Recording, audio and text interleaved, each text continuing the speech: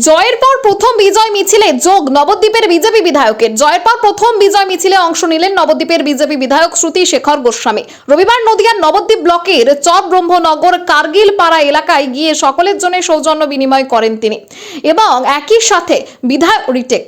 রবিবার নদিয়ার নবদ্বীপ ব্লকের চরব্রহ্মনগর কার্গিল পাড়া এলাকায় গিয়ে সকলের সাথে সৌজন্য বিনিময় করেন। একই সাথে বিধায়ককে কাছে পেয়ে বরণ করে নেন সকলে। এরপর কর্মী সমর্থকদের নিয়ে বিজয় মিছিলে হাঁটেন বিধায়ক শ্রুতি শেখর গোস্বামী।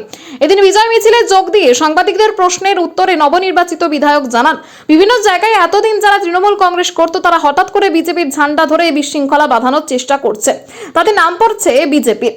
সেই সব লোকেদের সাবধান করে দেন বিধায়ক। তীর্থনগরী নবদ্বীপে কোনো রকম হিংসা বরদাস্ত করা হবে না বলেও পুলিশ প্রশাসনকে নির্দেশ দেওয়া হয়েছে বলে জানালেন তিনি এও জানান, লক্ষ্য নবদ্বীপবাসীর উন্নয়ন, কর্মসংস্থান থেকে শুরু করে রাস্তাঘাট সবকিছুই নজর থাকবে তার। চিত্রটা কি পাল্টাতে পারে? একদম, আমি বলেছি আমাদের আইসি সাহেবকে বলেছি, আমি এসপি সাহেবকে বলেছি, আপনারা নিরপেক্ষ,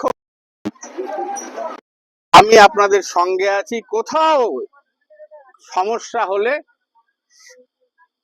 আমি দেখব, সেটা আপনারা নিরপেক্ষভাবে কাজ করুন, এটা আমি তাদেরকে বার্তা দিয়েছি। আপনারা আইসি সাহেব এসপি সাহেব সঙ্গে কথা বললেই এটা, তারা আমাকে ধন্যবাদ জানিয়েছেন, এই জন্য কথা বললেই এটা জানতে পারবেন।